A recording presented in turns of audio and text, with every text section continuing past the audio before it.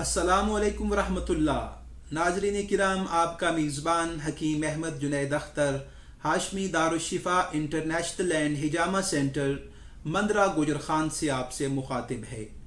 उम्मीद है कि आप लोग खैरियत से होंगे। मैं अल्लाह से दुआ गो हूँ कि अल्लाह आपको हर तरह की बीमारी, तकलीफ़ और आजमाइश से अपनी अमान में रखे। हज़रात मोहतरम, आज का हमारा मौजू बड़ा दिलचस्प है और बड़ा अहम है। आज हम फेफड़ों में सोजिश पैदा होने की वजह से जो खांसी पैदा हो जाती है, जो बलगम पैदा हो जाता है, इसके बारे में गुफ्तगू करेंगे।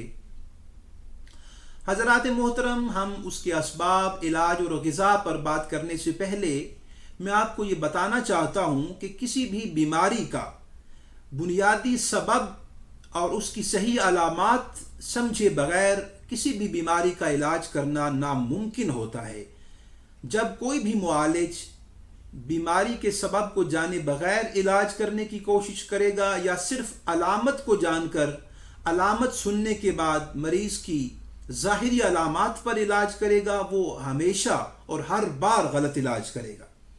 तो हज़रात मोहतरम, इससे पहले भी मैं बलगमी खांसी के बारे में बात कर चुका हूँ, खुश्क खांसी के बारे में बात कर चुका हूँ, और आज का जो हमारा मौजू है वो फेफड़ों की ग़िशाए मुखाती में, फेफड़ों की एपिथेलियल टिश्यूज़ में सोजिश की वजह से पैदा होने वाली खांसी है। तो हज़रात मोहतरम, ये खांसी सफरावी मिजाज के लोगों को होती है। गर्म खुश्क मिजाज के हामिल मरीज़ों में ये खांसी पाई जाती है। ऐसे मरीज़ों का कारूरा जर्द होता है, उस पर झाग होती है। मरीज़ की नब्ज़ जो है वो मकाम के लिहाज से मोतदिल होती है, दरमियाने मकाम पर होती है, और अपनी रफ्तार के हवाले से वो मुतवातर सरी होती है। हज़रात मोहतरम, दूसरे पोरे पर नब्ज़ की धड़कन ज़्यादा महसूस की जा सकती है। अब हम इसकी अलामात की तरफ आते हैं। मरीज़ का जो बलगम है वो कभी पीला और कभी सफ़ेद होता है। इंतहाई आसानी से बलगम खारिज हो जाता है। कभी कभार जब बलगम ज़्यादा मुताफ़न हो जाए तो उसमें बदबू भी पैदा हो जाती है, और इसमें दिमाग से भी हलक में, गले में बलगम निकलता है, खारिज होता रहता है। हज़रात मोहतरम, शिद्दत की हालत में मरीज़ का दिल भी घबराता है, आंतों में मरोड़ भी पैदा हो जाते हैं और भूख भी बंद हो जाती है। पेशाब में जलन भी पैदा हो सकती है। मरीज़ का ब्लड प्रेशर लो भी हो जाता है। हज़रात मोहतरम, अब मैं इसके इलाज की तरफ आता हूँ। इसके इलाज के लिए हज़रात मोहतरम 3 अज्जा आपको लेने होंगे।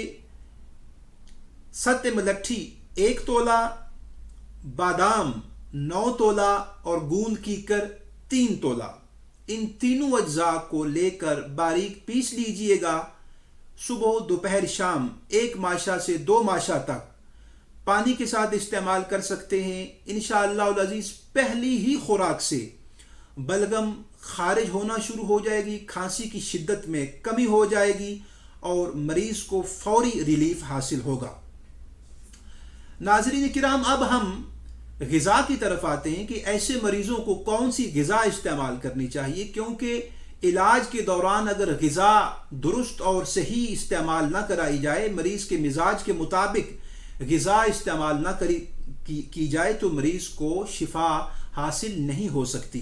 तो ऐसे मरीज़ों को नाश्ते में बादाम और किशमिश का इस्तेमाल इंतहाई मुनासिब रहता है। दिन की ग़िज़ा में सब्ज़ी शोरबे वाली इस्तेमाल करा सकते हैं, उसमें बकरे का गोश्त भी डाला जा सकता है, और जो उसमें मिसाला इस्तेमाल करते हैं उसमें अदरक, हल्दी, ज़ीरा सफ़ेद, काली मिर्च, नमक, सब्ज़ धनिया इस्तेमाल कर सकते हैं। देसी घी के साथ सालन बनाया जाए तो ज़्यादा मुफीद व मौसर होता है। हज़रात मोहतरम, ऐसे मरीज़ों को खजूर और बादाम भी इस्तेमाल कराए जा सकते हैं। कहवा के लिए ऐसे मरीज़ों को अदरक, ज़ीरा सफ़ेद, काली मिर्च और गुल बनफ्शा का कहवा इंतहाई मुफीद होता है। वो सुबह, दोपहर, शाम या दिन में 4-5 मरतबा भी शहद मिलाकर इस्तेमाल करा सकते हैं। हज़रात मोहतरम, इसी के साथ अपने मेज़बान हकीम अहमद जुनैद अख्तर को इजाज़त दीजिएगा। हमें अपनी दुआओं में याद रखिएगा। अगर हमारी वीडियोज़ आपको अच्छी लगें तो उनको शेयर भी कर दीजिएगा। अपना बहुत सा ख्याल रखिएगा। अल्लाह हाफिज़। अस्सलामु अलैकुम। لا بأس طهور إن شاء الله.